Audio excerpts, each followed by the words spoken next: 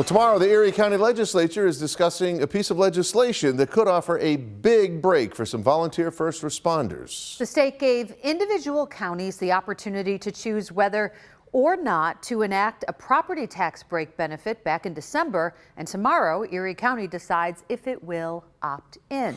2 on Your Side's Andy Payton joins us live tonight with those details. Andy?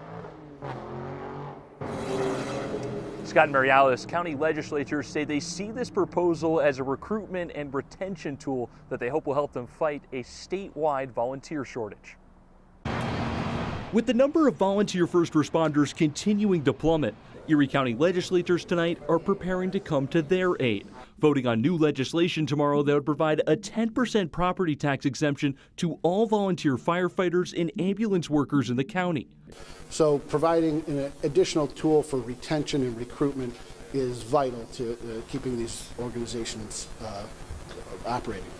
The vote comes 4 months after lawmakers in Albany passed a policy allowing counties to opt in to provide volunteer first responders with a maximum 10% tax break after 2 years of service, a much-needed sigh of relief for volunteers like David Morales. It's a very rewarding time commitment, but for somebody that's got a family or a job with unusual hours, sometimes it can be a little bit of a stretch. So any kind of help that we can get, whether it be a monetary or any kind of tax break, I mean, we really appreciate that.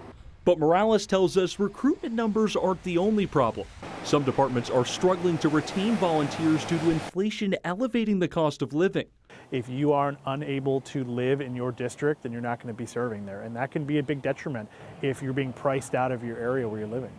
While the benefits may seem small, firefighters say its impact on recruitment could cut down EMS response times, not only rewarding them, but those they serve too. The firemen are the last thing that people think about when they want to volunteer, but as soon as they need them, they're the first people that come to help.